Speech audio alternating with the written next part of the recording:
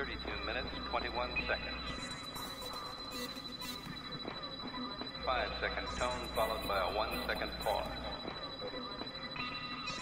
You are listening to Spaceboy Universe. Okay, gang, let's go.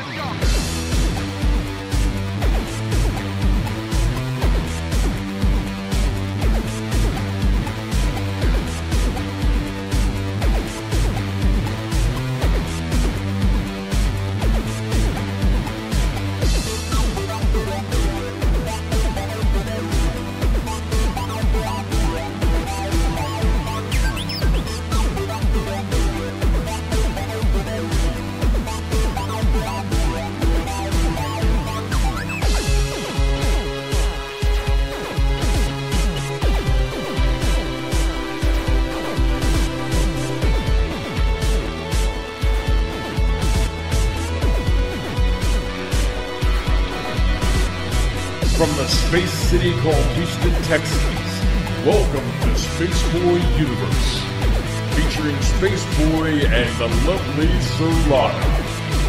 So strap in and prepare for launch sequence. And remember, it's Spaceboy's Universe, and you're in it. Howdy, buckaroos. It is your lovely Spaceboy, and it is June 9th, 2016. We are dealing with show number 039. And tonight's wonderful guest is going to be Jim Malliard of the Malliard Report. Alrighty.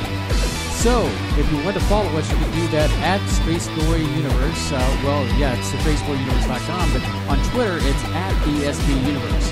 Hashtag is at SPUniverse. Of course, now Surlana has her own little thing. You can do that at Surlana and follow her on Twitter. We're also on Facebook, Spaceboy Universe. Do it for the keyword. And if you want to chat along with all the other space cadets, they like to go into the Spreaker chat room. You can do that by going to spaceboyuniverse.com. Up at the top is the Spreaker chat bubble that's doing its little dance to the music. Click there, and that'll get you in with all the cool kids. Now, we recognize that we do so many shows now that you can't catch them all on any given time, but some you can. But now you can get them all on the go. That's Spreaker, SoundCloud, YouTubes, and iTunes. Did I say YouTubes? Anyway. Yeah, Grandpa, you did. Thank you very much. And given the sarcasm across from me is the lovely Surlana. Say hello, Surlana. Well, you can't pass those up, you know. Well, you know, I know you relish those moments that you can just, jab it into me. It's adorable. You know, you're adorable. K28 Circus Peanuts. So anyway, how was your day, Surlana? Did you make it? Yeah. I wasn't prepared for that one. We're live today. Yeah, it was fine. Yeah, fine. I went to work and it was still there. Mm-hmm. I noticed you've been doing some updates to the website, getting things caught up. I got behind on our list of past shows and descriptions and linking them up, so I just finished that. Plus, you put a cool picture as your picture on the Spaceboy Universe website. You said if I'm going to have a fake picture, at least make it interesting and thematic, so I did. Maybe K28 can make his way there and post that out to the universe because, we love K28, don't we? We don't really have a choice. Oh, he's our adopted son, even though he's what we've got. Yeah. Anyway, so, tonight's guest is going to be Jim Malliard. I'm excited to have him on. This is the first time he's going to be on the universe, and I don't know about you, but... you want to kick this into overdrive and start it? Yeah. Okay. Let's see here. All right, so here's his bio. If you're intrigued, passionate about, or even question the paranormal, then meet expert and enthusiast Jim Malliard. As a radio show host and columnist, he reaches into the near and far to bring you an entire spectrum of topics and inside information related to paranormal activity around the world. Jim is the executive producer and host of the groundbreaking Malliard Report. This entertaining and enlightening show airs every Tuesday at 9 p.m. Eastern, in addition to being internationally syndicated, rebroadcast on many radio networks. In-depth interviews with specialists and researchers reveal little-known facts and scientific information and investigation on real events. So let me go ahead and bring him in. Jim Malliard is our guest. How are you, Jim? I'm pretty good. I must admit, I did not write that bio myself. So. Well, we'll go with it. It sounds juicy, so... it better be. So, how are you tonight, Jim? I'm doing pretty good. I can't complain. It's you know what? You're from Texas. I'm from Western Pennsylvania. It was actually like 70 degrees here today, so it was absolutely perfect. I bet. No humidity, I hope, right? Just not above the normal, so it was like 50% here. Okay, good. Yeah, it was kind of a humid day today. It's starting to get bad. It's starting to get bad here. What we expect, humidity, though. the mosquitoes, all that good stuff. The gnats. It's like a jungle down here. It's lush and green. Yeah, so welcome to the jungle in Houston. So, we're excited, Jim. I've known you for, it seems like forever. And we've been good friends on Twitter, and we've communicated back and forth. And you've been very supportive of Spaceboy in general. And I just wanted to tell you thank you. It's very nice to have very supporting people out there supporting your cause. I just wanted to give you a thanks on the air to just recognize that, we do have a relationship there that goes back some time. Yeah, I can't even point to when it started, but I don't like thinking about how long things have been going on, but it's been a while. And I know that feeling. Go ahead. I just had my 5th anniversary show was at the 31st of May, so I can't. I just don't. Congratulations. Well, yeah, congratulations, my friend. Well, thank you. And like I said, so I don't like thinking about how long things have actually been going on, but that one kind of smacked in the face of that whole reality check. Yeah. Well, it's funny is that it's almost true that you just take one step at a time, and before you know, you're already up the mountaintop. And I've come to realize that we're slowly approaching our first year of broadcasting of Spaceboy Universe, and it's amazing the people we've met along the way, and such people as yourself and others that are in the paranormal community. They're a great group of people, and I'm sure you've come across some people of that caliber in your interviews and the people that you've dealt with over the years. Yeah, 97% of paranormal people are easy to deal with, and obviously it's just like human nature. Most people are easy to deal with, and then there's always one that makes you go. Rah. But yeah, it's a good community, and at times, I mean, like I said, people have their flaws and stuff, and yeah, it is amazing because, like I said, my 5-year, I just take it week to week. I look at the stats every day. So in the daily blinder, you post the show, you do this, you do that, you do this, and then the next show's there. So then you rinse and repeat, so to speak. And when I was forced to sit down and actually look at some of the numbers, you go, huh. that's kind of impressive. Do you find yourself listening to your broadcast over how do you perfect your skill, so to speak? Well, for the first 3 years, I didn't listen to any of them back because I just absolutely cringed at the sound of my own voice. And then that 4th year, I started listening to them, and I probably listened to about 6 of them, and I hated it because I got past hating my voice, and then I sat here and started going, I should have asked X instead of Y, or said this instead of that, or, pronounced paranormal right, or, just some, there's just moments where stuff just comes out wrong, and you go, ugh. I think in my situation on this cast, we've it's kind of become a joke when I do a flub. Surlana's right there to say something, and but we just adopt it into the lexicon. It becomes a part of the lexicon of the show, and so I guess on my end it makes it for good time, and it interacts with the people that are listening, but. Create some in jokes too. Yeah, in jokes. I'm sure you have quite a few. I mean, I was talking to you before the show. This truly is, since we've kind of been experimenting with a 1-hour broadcast, it truly is a fast-paced situation. Before you know, it's all over, and that's what I like about how you on your show. It's how do you put it? The fastest 1 hour in broadcasting, fastest. Well, the fast sale on Paranormal Talk Radio. Exactly. The tagline goes, and I'm sure people have tried doing. Well, you do a 2-hour show, so people are have that in your mind. So but truthfully, I speak from my experience. After about an hour of anything, unless it's just cream of the crop exceptional, I'm done. Right. Put a fork in it, right? Yeah, it's like I've got what I'm going to get, and then I just start tuning out to anything else. That's why I probably watch 10 movies a year at most. So I don't have the attention span for that. So I know I'm not the only one. And then I look at things like Vine and, you know, these short videos, and I'm like, well, that's 6 seconds. I mean, I'm talking for an hour. I mean, maybe I should go even shorter, but I can't convince myself to go shorter because I like the window it presents, because it gives you enough time to get into something and get enough out of it, but not be cumbersome where, like I said, over an hour just kind of gets to me. So Right. Not anything to beat a dead horse over, right?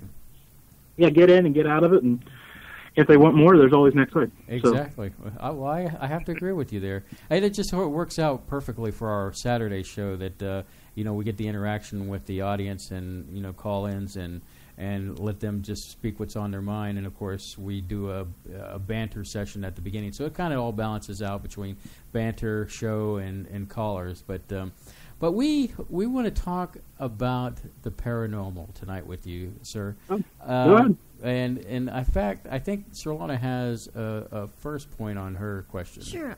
So I apologize. I've not been acquainted with you previously.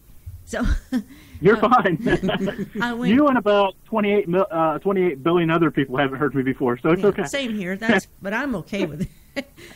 So I went to your website to check you out, what you do, and it said that you had your first exposure to spiritual beings when you were 3, and I was just thinking, wow, at 3 years old, did you know what was going on? Were you scared? I actually don't.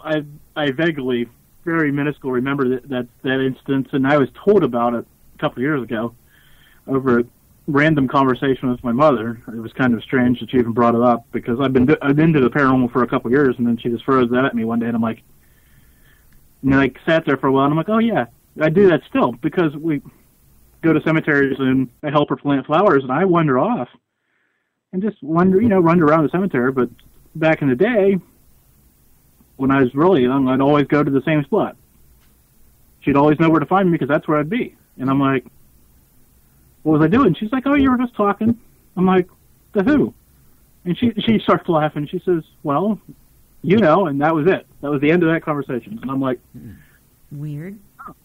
Okay. I didn't know who, but I understand now what who was and who was entertaining me. I wish I knew who it was. I mean, because you can't remember exactly where it was, so it'd be kind of cool to actually figure out who and do some more actual looking into that. But maybe someday I'll figure it out again. And so, yeah, I wasn't scared by it, obviously, because I kept doing it and just became part of what I did for what's part of what I do now still. Do you find that you're in tune with that kind of, I mean, I know you have vague recollections as a child of that, but as Jim Malliard, the older man, I guess, you're about 33 now, right? 31. I'll be 32 in August. Sorry, I gave you a few extra years. I'm sorry, but I know you're around the 30 range. But that's fine. I know your birthday's in August. Yes. So, but do you find yourself in tune with the beyond, so to speak? I don't know how in tune, but it's there are moments where I feel closer than others. Every once in a while I'll hear something or feel something, but it's not enough to, some people would say, oh, that's the gift of being a medium or a psychic, and I'm like, yeah, once every 4 or 5 months. That's great. Just enough to make you irritated about it. But but yeah, it's keeps me, I guess it keeps me really into the paranormal as I'm trying to figure out why those moments and not other moments where you think it'd be more prevalent, possible, whatever. So I don't know. I'm in tune, but I'm out of tune. Does that answer your question? I guess it goes in phases, huh? Yeah, and like I said, I can't figure. If it was, is it how I sleep, or is it? So, sometimes I often wonder if it's like the color of my shirt, or just I don't know. I haven't pinpointed what. If it was something I did that day, or, I don't know. And I guess that's what keeps me questioning and trying to figure out what's going on with it all. But I guess that's part of the chase. Indeed. Interesting. Well, when did you become involved in conducting investigations? Well, we'll go back. I'll answer your question the long way. That's fine. We like the long way. me and my wife and my son, who was 6 or 7 months old, went to Gettysburg, and we went to a haunted cellar, and he started babbling at something that he couldn't see. And this storyteller, I'm going to use air quotes, was telling the story about a child that liked to play with other children and all this other stuff. And I'm listening to it out in one ear, and I'm just paying attention to him because he had never acted like that. I mean, it seemed that he was having fun, so I wasn't too concerned, but I'm trying to figure out why. And I'm hearing this, ghost story, And, okay, so we left, and the next day I was out on the battlefield, and I'm like, hey, there's a reenactor over there. I should get my picture with him. And I turned to grab the camera from my wife, and I looked it back up, and it wasn't there. And I went, where'd he go? He couldn't have made it that far.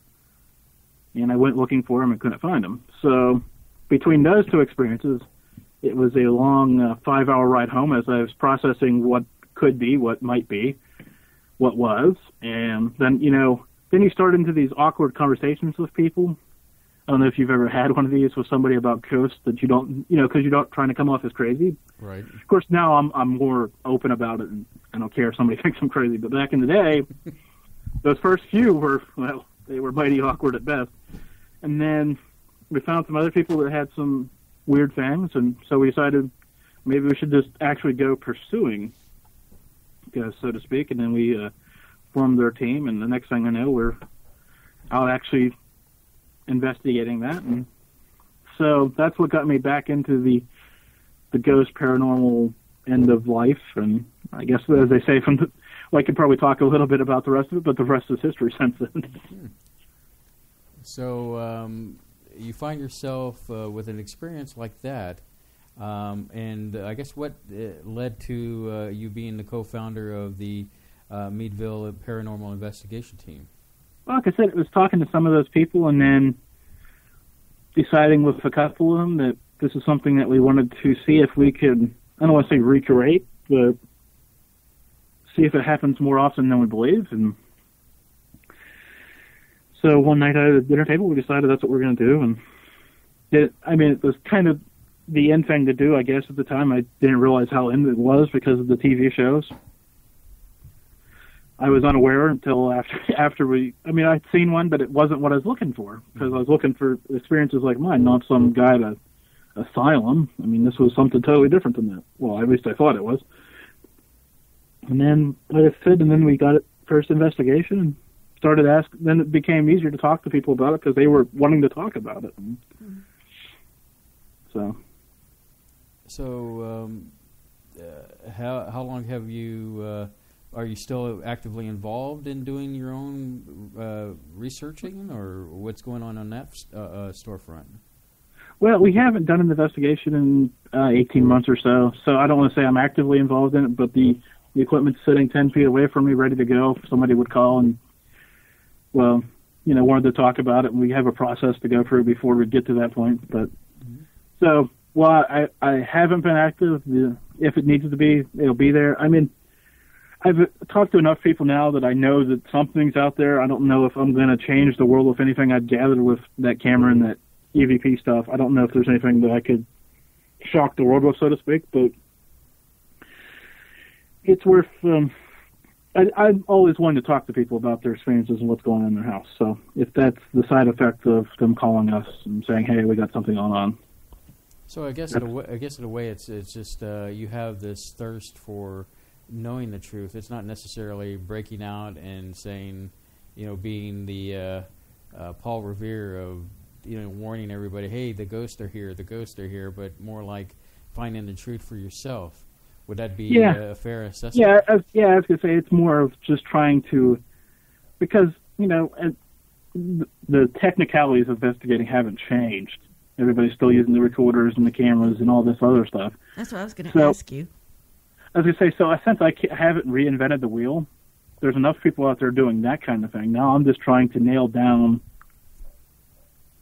the theories, the back end of it all, trying to figure out how we get to a point where if we produce a piece of equipment named X, whatever X may be, if it's EMF-based or ion-based or whatever it may be, to the next level besides these things that people have been doing for years to get closer to an ultimate answer is where I'm at. And so some nights I feel closer, and some nights I go, where's that camera? Well, I was just asking because so you've done these investigations and you've used maybe what's the standard equipment for doing these investigations. Now, a while back before Spaceboy gave up on Sci-Fi Channel and we trashed cable altogether, we used to watch Ghost Hunters, and then it got to be about the third season. We had the entire formula of the show down. We could predict what they were going to do, what they were going to say, and Break how for it's going to go. And Yeah. Yep. So I was just thinking, and it was maybe not just a couple of years ago, they started finally getting some flack about staging certain events. So I was just thinking, I don't know if you've seen any of those shows, what your take is on that. Are they? I cut the cord probably 6 months ago, and I hadn't watched that show in 6 years before that. Mm-hmm. I haven't watched that show since I started doing my own show but I can tell you. I'm not going to tell you who, but there was a show probably in 2010 or so called Ghost Hunters International. Yeah. Yeah. And I talked to a couple of their cast members. Notice I said cast members because that's the TV show made for TV. And some of the stuff they told me after the show would lead you to believe it's a production. And so getting accused of staging things isn't far-fetched. Right. I guess I can say that. Trying to, remain neutral. I don't want to say, I don't think they care now. I think they probably told enough people the truth about it all by now. But what does that say about modern investigations? From an ethical standpoint view, that, you want things to go at this from a legitimate point of view, but then you have shows that, I know we've seen it in other reality shows based on other things, whether it's a pawn store or but with the ghost or paranormal in general, to try to find the truth, doesn't it just make it that much harder for people to believe the story?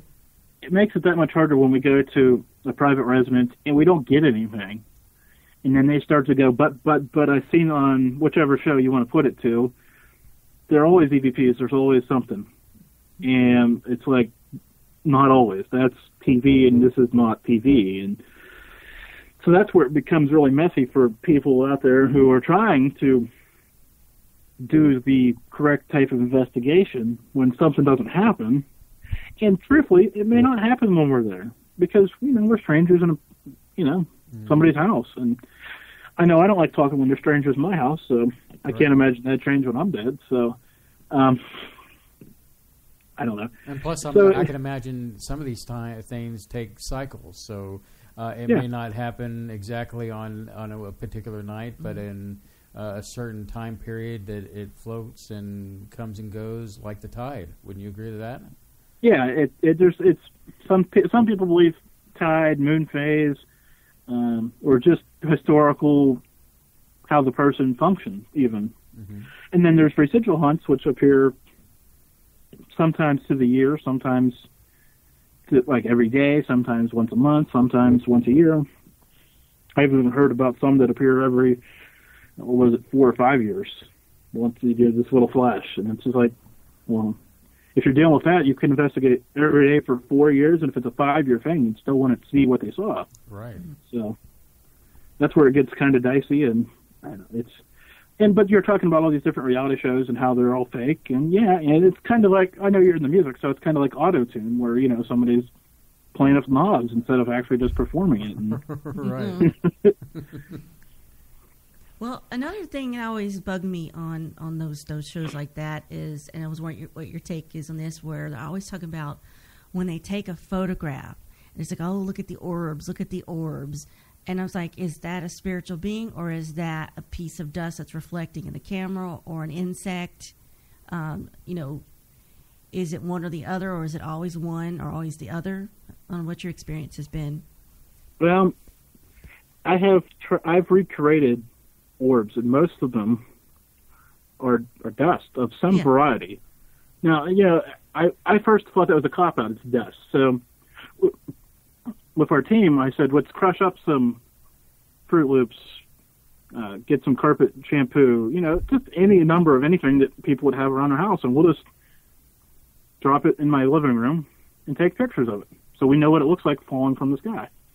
And sure enough, perfect circular orbs out of all of them, different textures and different things. And it's like, okay, so we know this, that, and, by the time we were done, we probably had, I think it was 17 different things that we did that one night.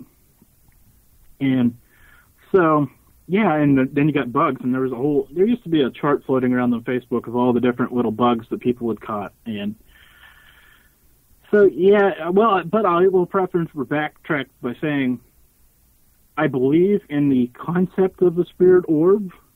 Yeah. I can't produce one to show you what I believe. So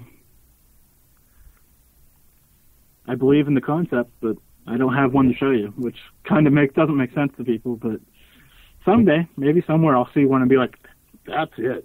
But until then, I don't know.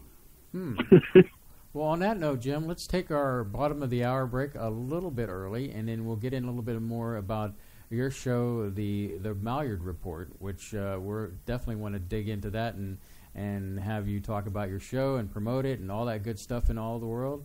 So hang tight.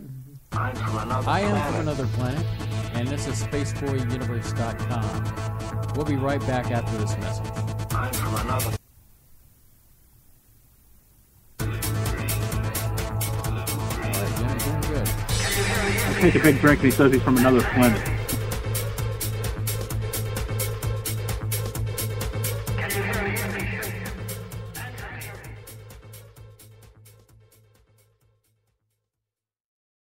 Hello, Space Cadets. It's me, Spaceboy of Spaceboy Universe Live. I'm here to ask you to consider donating to cover our costs for broadcasting our live show. We love our show. We believe in the product, but we need your support. So visit SpaceboyUniverse.com and click the Donate Now button. This will take you to the SBU PayPal account, and you can choose the payment type of your choice. Every little bit helps. Surlana and I appreciate your support. And as always, listen to Spaceboy Universe live on Saturday nights at 9 p.m. Central Standard Time, only on SpaceboyUniverse.com. Hello, Space Cadets. It is announcer Savannah.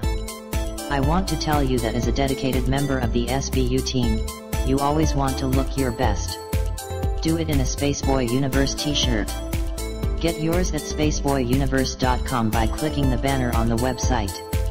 Remember that, it's Spaceboy's Universe, and you're in it. This is author Jordan Root. You are listening to the Spaceboy Universe. This is K28, and I'm listening to Spaceboy Universe. Hi, y'all. This is Lori calling from Texas, and I love listening to Spaceboy Universe. Hey, this is Dave Cruz, host of Beyond the Strange, and you're listening to Spaceboy Universe. This is Wendy. I'm listening to Spaceboy Universe. Hey, y'all. This is Lorelai DeLille. I listen to Spaceboy Universe. Don't you? Tell your mom and them I said hi. The epic battle begins this Friday. Direct from ringside at Laser Death Melt. It's Bot versus Bot in Galaxy's 2-ton weight championship, where your challenger, Good Bot, will face the reigning champion, Bad Bot. You're terminated. Reserve seating starting at $30. 2-drink minimum, where ladies don't get in free. This is an SBU production. You're listening to Spaceboy Universe.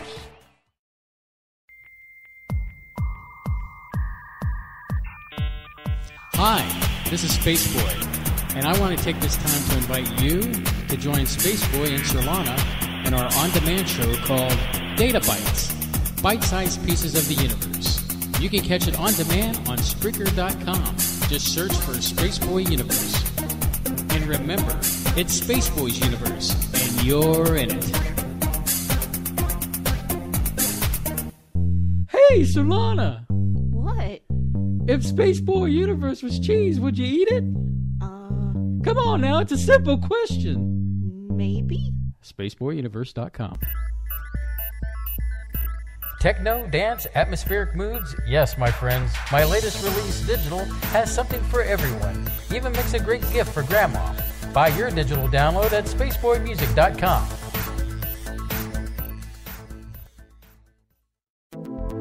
Greetings, Space Cadets. Let's see what's in the sky tonight in the Spaceboy universe. Tonight, in the eastern sky, we have Spaceboy universe rising above the horizon in glorious splendor. And in the west, we can see Surlana's Majoris, which is visible at 9 p.m. Central Standard Time, just below the K28 belt. So keep your eyes on the sky and listen to Spaceboy universe.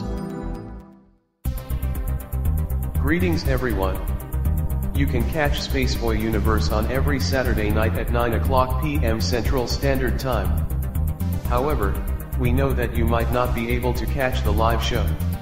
That is why we have many places to listen to it on demand, like iTunes, SoundCloud, YouTube and Spreaker. So take the universe with you wherever you go. Always remember that, it's Spaceboy's universe, and you're in it.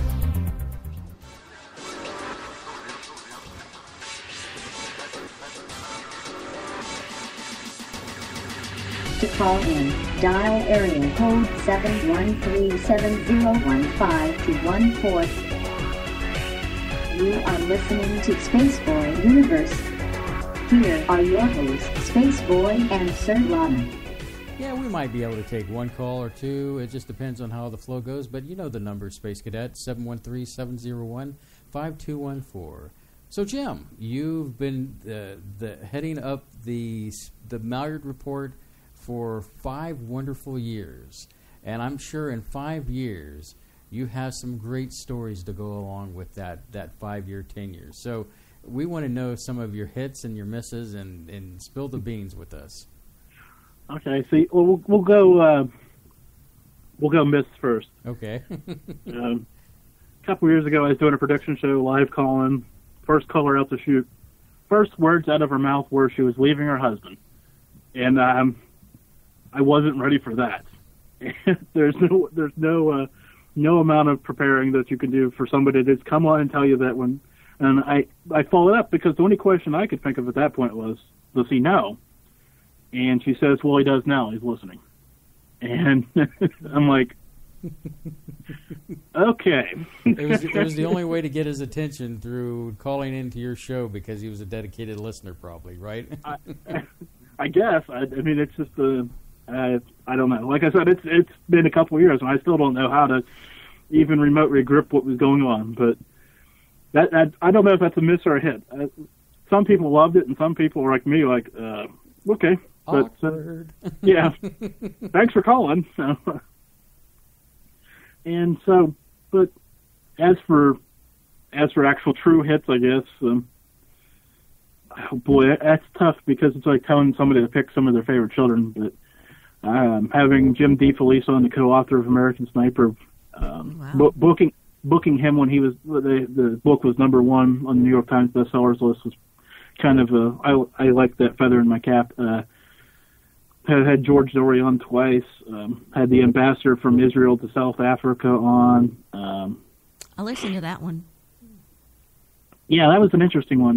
Not paranormal. Well, I guess there at the end I did for all my paranormal questions, so I guess I can't say it wasn't all paranormal, but it was a challenge for me, and I liked the challenge of trying something different, and it turned out exceptionally well, I think. It absolutely did.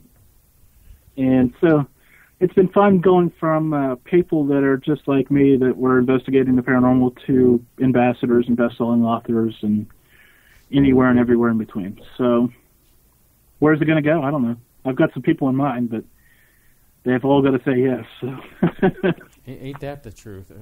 So, I mean, let's see here. So your show really is, how can I say this, started off really more paranormal, but it sounds like you've kind of branched out into some different other areas there.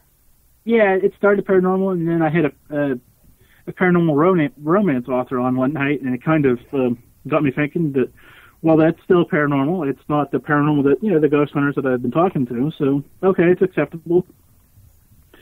So then, you start branching down, hey, I can have a Sasquatch guy on. Okay, so that's still paranormal. And then, you just start pushing out the envelope as far as you could push it, and I think the ambassador is probably as far as I could push it. And you know, I've told people ask me what I look for when I look for a guest, and now it used to be, you know, I was looking for a good paranormal story. Now I'm looking for interesting.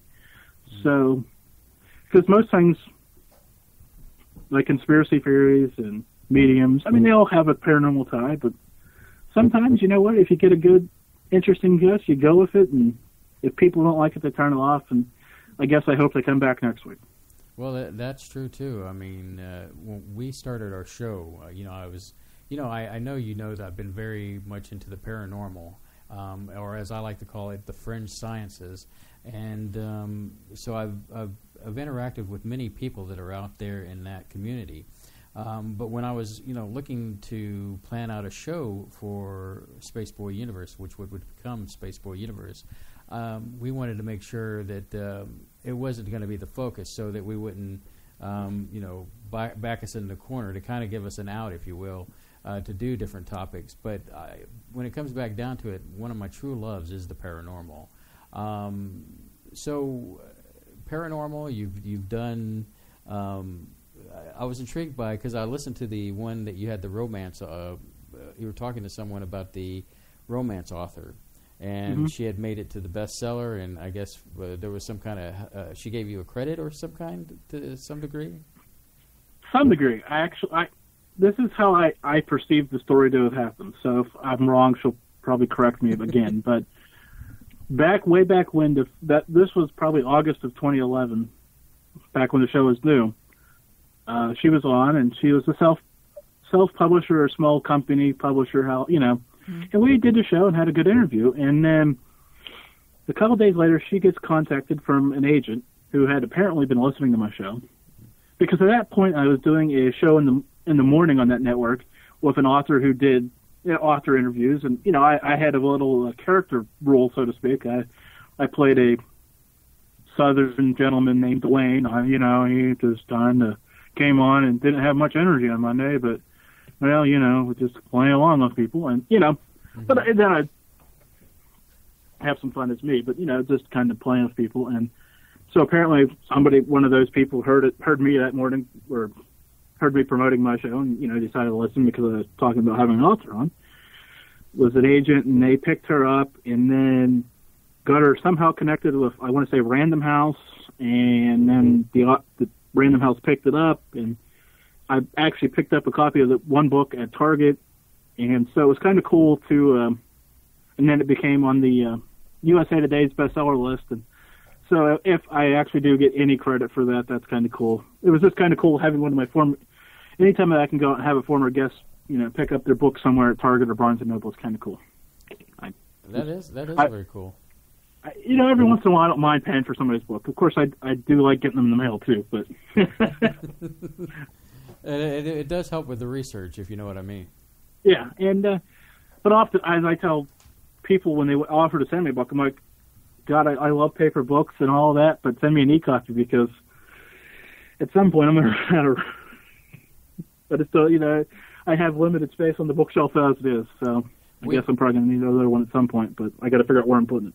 We have a guest that comes on fairly regularly, Gordon Roop, who is an e-book publisher, and it's always nice to get an e-book instead of the paperback. Now, I do have to admit, and Surlana's like this, there's something nostalgic about getting a book, and wouldn't you agree there, Surlana? Walking into a bookstore, a paperback bookstore, and that smell, yeah, they can't replace that with Kindle, although I'll sit there and read books on my iPhone in the dark under the covers. She is the avid I'm a covert reader. That's what makes her an outstanding researcher, and I'm just so tickled pink that she's a part of this and everything. So, but yeah, Gordon Roop, you should look into getting him on your show. He's got some interesting subjects, mostly in the conspiracy theory thing arena. But yeah, I'd like to send him your way if you ever get interested, and would like to look him up. Well, he could send me information. As I started telling people, it's went from a list to a book of people that I have on my list and have sent me emails. But I'm slowly sorting through them, trying to figure out who I want and who I don't want. Sure. Shameless plugging here at Spaceboy Universe, and so. I'm interested in how did you manage to get George Norrie on your program? Okay, this is a fun story. I'll tell you for what it's worth. He did it. There's a fan forum out there. I won't name it because I'm not necessarily in love with it, but I visit it and post there. And he was doing an interview with another member there at one of these radio remotes, and this other member had been hashtagging "Free the Duck" at the end of the videos, and I laughed. I didn't think much of it. Okay, right. It's cute. Because at that point, my podcasts were being delayed by a network and all this other stuff, so whatever, it's cute. Okay. And then he does this interview with George Norrie, and at the end of this interview, he's going down this line of hashtags, and George Norrie blurts out, "Free the Duck." And I went, wait a second. Rewind on the YouTube video and play again. "Free the Duck." And I'm like, son of a biscuit, George Norrie knows who I am. So on this forum, I sent George Norrie a message. "Thank you for the shout out. Would you be interested in coming on my show sometime?" He sends back, "Sure." And I'm like, oh, okay. That's the last you hear of it, right? Yeah, that's going to be the end of this. So I wait, and then Art Bell's getting ready to come back. And I'm like, well, I've got this chip. I don't know what it's worth, but I'm going to play it. Hey, George, Art's getting ready to come back. Will you come on that Tuesday that he's coming back? Sure. And I'm thinking, oh, good grief. Here we go again. So I penciled it down, and then the week before I sent him another message. Hey, I need contact information, all this other stuff, and he sends it back. And I'm like, oh, so this actually probably is going to happen. But there's always that thought in the back of my mind where, it's not going to happen until like 9 o'clock that Tuesday when I heard George Norrie. And I'm like, oh, so this is really going to happen. And then the second time, at the end of the first show, I said, hey, I'm going to get you back on to talk paranormal things, because we talked art and radio and, the generalities of things, but nothing that I really actually wanted to talk to him about, but topic-driven at that point. And so he said, sure. And I'm thinking, well, the first couple of shows have been okay. And then, thinking, how soon is too soon to bring him back? I would have liked to have brought him back the next week, but I figured that was too soon. And then some months went by, and then I'm like, well, that hit me, because I have this 5-year anniversary show coming up. Now that would be the time. So I sent him a message, and he said, yeah, let's do it. I got a yeah that time. So I was, and then later that he was on my show that night, and then I said on my show that I was going to try to get through on open lines, and I was listening to the show, and I had been trying to get through, and one of the callers referenced a question, and he drops my name on Coast to Coast, and I'm like, well, I'm not even going to try to call him now. That was good enough for me. And it's funny because even that one sentence reference on that program, it wasn't a major spike in web traffic, but it was enough to make me go, wow, that was enough to notice at least. So. Well, that's great. I mean, I imagine you were tickled pink and couldn't believe it, and a pretty exciting time for you, huh? Yeah, because I've never tried to call into that show before. I actually had. That would probably be the third or fourth time I ever actually even tuned into that show. So, because it's 1 to 5 a.m. Eastern, I'm sleeping. I'll be honest, I'm sleeping at that time. That's not a good time for me. Yeah, I imagine so, being on the East Coast there. It's midnight here, isn't it? Yeah, well, yeah, it's midnight for us, and then 1 o'clock on the East Coast. So, it gets to the point where we, I have to admit that with the show, when you start doing a show, you get tired of saying, okay, it's this time in Pacific, or it's that in Eastern, and you know what? I gave up on that. Yeah, I gave up on it totally. I just say 9 p.m. Eastern, you figure it out. Exactly. I think we're at that same point. Like, hey, this is when we're coming on. It's Central Time. You do the calculations. Get lucky, and you'll get a live show that night. Otherwise, catch the on-demand show. Well, I guess I should back it up a step. I'll figure it out for a guest, but for a listen, I post 9 p.m. Eastern for the listeners, and that's all I post. Because after a while, it starts blurring together, and I'm always scared of mixing it up. Exactly. That's what I get worried about. Hey, do you realize that you just said, like, 9 p.m. Pacific time, and we actually start at whatever time. And so, yeah, I think we finally got the message on that like, we do have fans out there that will tell other listeners that, hey, no, it's this time for this or that time for that. We want to focus more on getting the show out there, and sometimes it's a little difficult when it's we have a two-person operation. I imagine, are you just doing the show yourself, Jim? Are you the sole survivor of your show? Well, I actually have a social media person, Julie, helping me out with the actual @Malliard Report Twitter. So that's kind of been nice to actually farm out some of that. As the responsibilities are probably going to grow over the next couple months as we kind of. Well, if you're used to the two-person system. For the first 5 years, I didn't have anybody, so I just did. So I don't know, it's hard for me to say, oh, go ahead and do this because it's ingrained into what I do every day. So, but it's nice to have somebody out there making connections with people that necessarily I don't want to say I don't have the time for, but another person out there campaigning, 2016 word, for the show. And I will tell you, host to host here in an honest moment, live show versus podcast listeners, it's no question. More people are going to listen to you when they can than when you're live. Right. So don't worry about if you see, especially now we're heading into the summer, it's going to go, you're going to feel horrible, but it's going to be okay. I think that we're at the perspective now that we're just going to come and do a great show. We like doing it live because there are some people that tune in. If you don't do it live, you won't do it. At least that's how I am. Yeah. I thought about going to the podcast route, but there's a loyal following that shows up live, and they love it, and I love interacting with them. And that's, and plus, like I said, it keeps me on track. Because if I went to the podcast, I know I'd take 2 weeks off and probably never do another one. Exactly, because, you wouldn't be hey, let's do that podcast. No, well, we can wait a few hours, and hours turn to days, and I don't want to get to play. It's like going to the gym. Pretty much, yeah.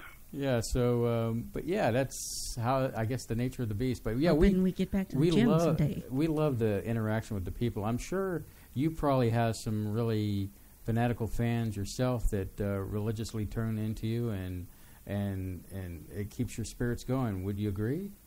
Oh yeah, there's a group of them, and there's a group of people that I know they're going to be there most weeks, and then there's a group of people I see 2 weeks a month, because they're busy with whatever, and that's cool. It's good to see them when you see them, and then there's these other people that are listening that don't turn up in the chat room because they're working or writing or whatever they're doing, and you get a message at 1 a.m., hey, good show tonight, even though that was hours ago, but they listened, and when they got a moment, they communicated how it was for them. And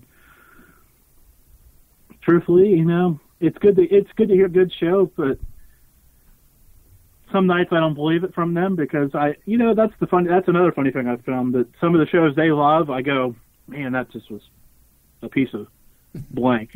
And then there are nights that they're like, oh, okay, see you next week, and they don't really, And I'm like, that was probably one of the top 10 shows I've ever done. And they're like, well, whatever.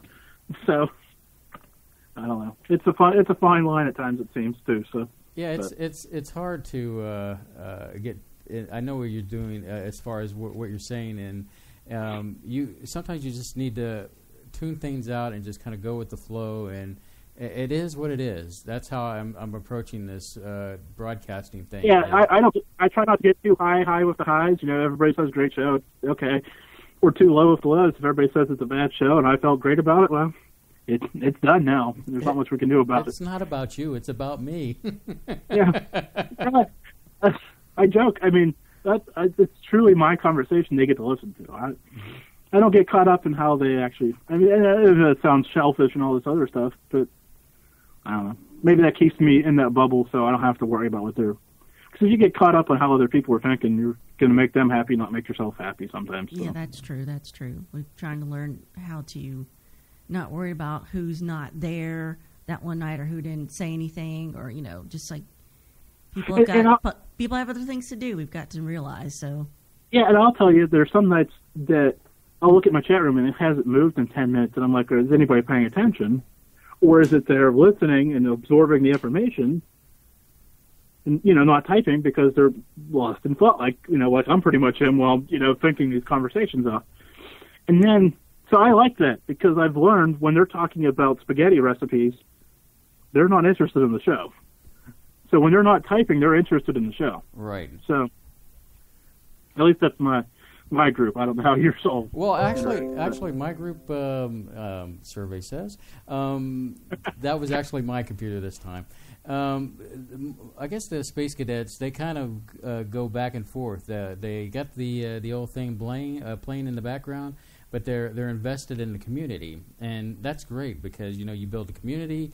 They rally around you, and so that's all good. And then there are times when they just want to listen. There's many times where I've been invested in different programs, but I don't get involved with the media part because I really want to hear the host and their guests and what they have to say. I don't want to miss a thing.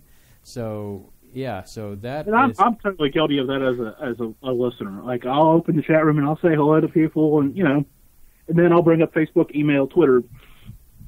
In the next 45 minutes, I'm gone answering emails, chatting with people on Facebook, whatever.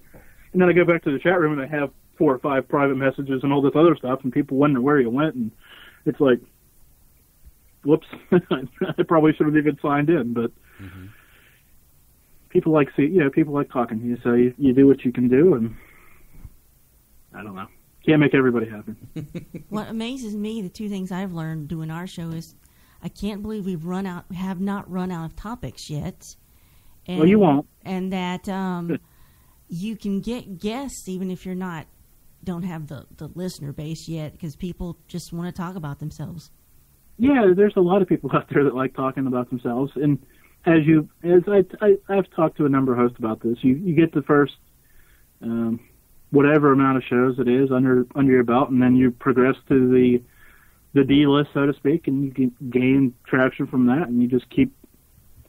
Every once in a while, you shoot out that flare to that next level guest of somebody you want to talk to, and all they can do is say no to you, or don't send anything back at all, which really frustrates me, but it happens. I'd rather at least know it was seen by somebody than just deleted, but I guess that's par for the course when you shoot some of these people emails. So, well, Jim, you've been a great guest tonight, and we appreciate you tuning in. But before you go, we want you to plug everything there is about the Malliard Report and how they can find you on Twitter or Facebook and all that good stuff. So let it rip, Tater Chip. Well, the easiest way to find me or find anything about the show is go over to TMR letters and then the numbers 247.com, and then you can email me. There's the social media page. There's the podcast. There's the stream all off there. My bio that I guess I didn't realize how well done it was, but until you reread it to me tonight, I had forgot that I had that one out there. And yeah, TMR247.com, and it's streaming. It's all free. It's all over the place, and you can find me on Facebook, Twitter. There's another one that I'm forgetting. But anyways, and feel free to at me, mention me, or send me a message or whatever you want to do if you have any questions. I'm always chatting with people about paranormal things or radio things or random things that I can't explain. And I enjoy it, and I just enjoy life, so that's the key. So that's the way to go, my friend. And hopefully, if you don't mind, we'd like to bring you back on a future show, maybe do a Spaceboy Universe 2-hour show with you, and really get into some more. If you don't think that will bore you. Yeah, if you're not bored by this. Well, in fact, we can even go off in a different tangent that it might not even be paranormal. We'll just have a round table and talk with you. Something like, Yeti versus Bigfoot, who would win in a fight?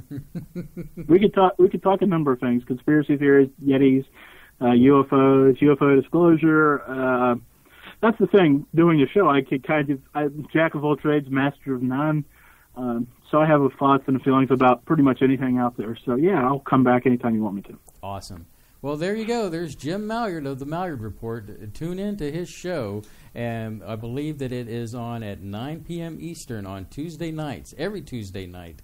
So, Jim, we'll be tuning in, sir. Thank you. Thank you. Have a good evening. You too. Bye-bye. All right, Surlana. I know your headphones. You can set it off to the side here. Sorry, my headphones are hurting my ears. So, just to let everybody know that this is Beta Week here at Spaceboy Universe. What we've been doing is a 1-hour program starting at 8 p.m. and ending at 9 p.m.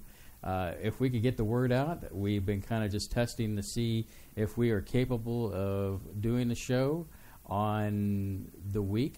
And, of course, we don't want to give up our time slot on Saturday. It's such a wonderful time. Mm-hmm. And wouldn't you agree to that, Surlana? Yeah, that's where we can really relax and explore some topics and do more in-depth interviews with guests, like we'll be doing Saturday with Solaris Blue Raven. Mm-hmm. And, with the ending of Friday of this week, where we got tomorrow's guest, which is going to be show favorite Gordon Roop. And he'll be talking about his new book. I believe it's Hellbop Cometh, I believe. Yes. And, we'll discuss with him about his book. He's excited. He's been worried that we were going to cancel him. No, we wouldn't do that to you, Gordy. He hates Gordy. We wouldn't do that to you, Gordon. You know we love you, man. So, yeah, tomorrow night. And then, of course, I believe Friday night after the show, we're going to be again with... Oh, so we are on at 8 Central, and then later on, Friday night. Friday night, I believe, midnight Central Standard Time. We'll be on the K-Core radio station with Blue Raven once again. Solaris has invited me on, or invited us both on her show. On the second hour. On the second hour. So it'll be nice to tune in if you want to join us. That's hyperspace, isn't it? Hyperspace, exactly. And the K-Core radio station is an awesome station, and they're doing fabulous things out there. So, is there time to mention the thing I just saw right as you press the button to start the show? Go ahead. So, we've had Patrick Sporer on, and one thing, he's the dream precognition guy, and you can check out his blog, the Dream Precognition Experiment. Just do a search on that. He should be the first hit. So, when we had him on last week, we were talking about his, it's called in I guess in psychology, the frequency illusion, or something like the Bain-Maderhoff. He coined his own term, which I can't recall, but it's when you see something over and over and over as a coincidence, but it gets to the point where it starts to saturate. So we had talked to him last week, and we mentioned that you mentioned the number 555, and he started seeing it. You started seeing it, and I thought that was really cute. But then I just saw it before the show started. I just I was so jazzed because I've never had anything like that happen to me. So, well, yeah. In fact, go to his website, which is the Dream Cognition Experiment, okay. Or look for Patrick Scott Sporer. So, on that magical note, Surlana, we want to get out of here before. I want to go look for some more 5s. Yeah, we don't want to step on anybody else's toes tonight. Yep. And so we're getting out of here. Bye.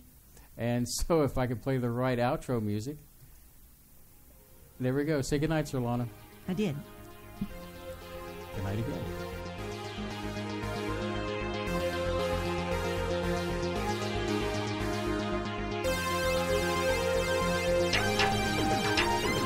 Spaceboy Universe is hosted by Spaceboy and Surlana. Executive producer is Surlana. Producer credit goes out to Dennis Koch. Find Spaceboy at spaceboymusic.com and spaceboyuniverse.com. This has been a Spaceboy Universe production. You have reached your final destination. Good night, Space Cadets.